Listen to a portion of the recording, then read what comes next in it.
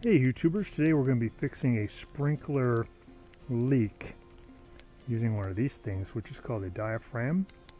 This is on a Weathermatic sprinkler system, but we can see that the sprinkler that usually pops up right here is closest to where the valve is. It's probably only about 5 feet away. It has this wet spot, so that's one of the possible symptoms. So here's another sprinkler head that's pretty close to where the valve is, and that one's leaking. The ones further away, we don't see that wet area. But other things you may notice is that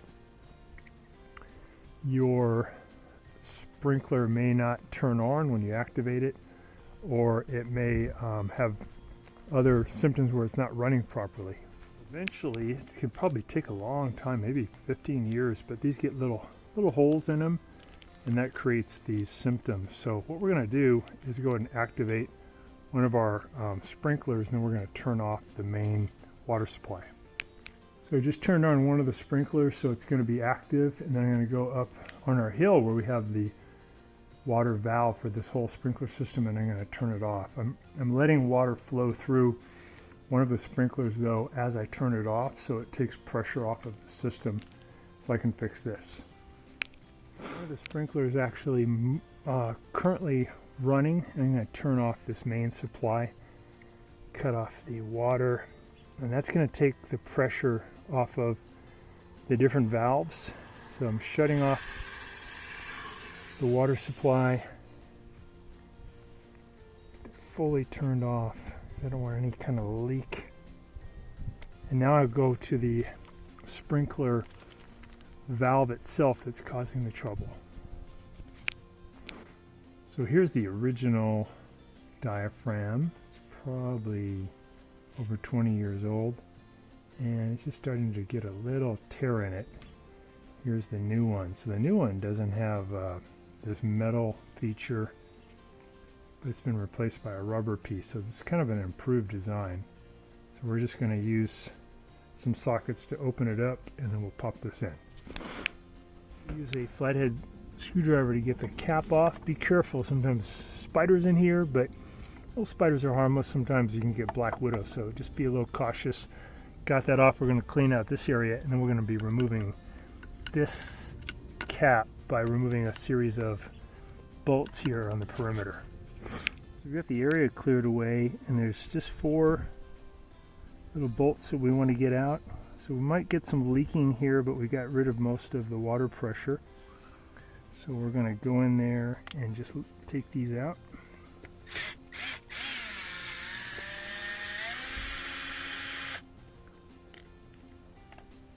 They're about an inch long.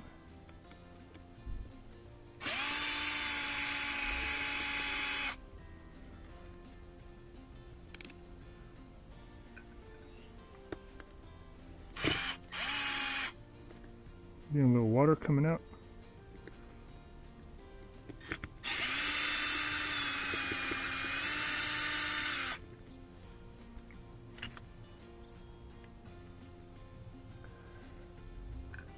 So it's good just to let that water dissipate before you fully remove it, and that'll just keep contaminants from leaking into the valve assembly.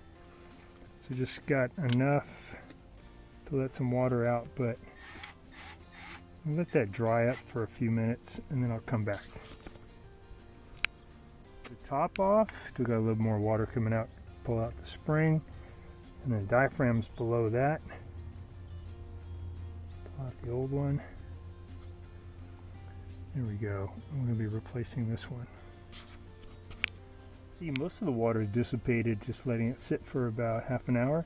I'm going to go ahead and use paper towels to get the remnant out of there and make sure there's no contamination. We're going to put the new diaphragm in. It has a little arrow that points toward the way the water is going to flow. It's pretty cool. It's a little notch here. It's going to point that way. If you look at the valve assembly on the Weathermatic, it's kind of got that same thing. It's got a little protrusion. We're going to match that. We're going to put this side down, and there's a little ridge here. It'll fit right into this groove in the plastic body. go and put that back in. Make sure it sits down nice and flat. Line up this little guy. Get that little notch lined up. Put the spring back in. Goes on our spring. I'm going to give it a little bit of a pull. Increase its springiness. Put that right there in the middle. Alright. And then this guy's going to go on top of that. You want to have the solenoid matching up with the notch side of the valve body.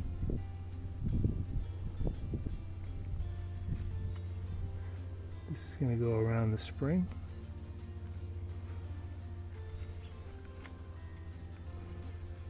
Line it all up, gently push it down in.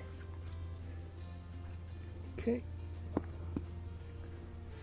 I could feel it kind of click into place, sits down nice. Add these screws. We're just going to put them in with some just finger tension initially. We're going to tighten them up kind of like we would do it on an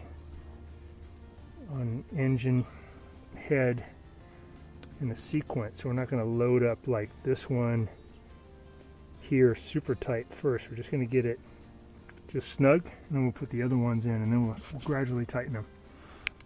Okay, got them all in finger tight. I'm going to set this clutch for a 10. Now I'll do one corner at a time. That one's good. Let's come over to this one. That one's good. Let's come over to this one. So we're doing kind of a cross hatch sequence. Go corner, corner, corner. I'm going to go to 14 now. This one. Or this one. This one. Alright, that's good. I'll turn on the water up top, the main valve, and then I'll come down here and just check for leaks. If these aren't tight enough, I'll see a little bit of water leaking out. So you can see that one valve is no longer as wet. It's just still a bit moist. So I'll go ahead and turn on the main valve and see if this gets worse or if it just keeps getting better. If it doesn't get any more wet, we know that that diaphragm solved the problem. Turn that main valve back on. We'll go to see if there's any leak. I don't see any leak at this point, so I think that did the trick.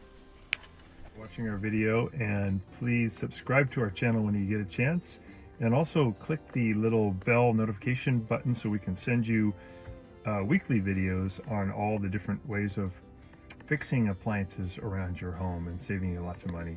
So thanks again for watching, and please also press the like button for our video if this was helpful to you. Feel free to contact me at the email listed below, which is scottthefixitguy@yahoo.com.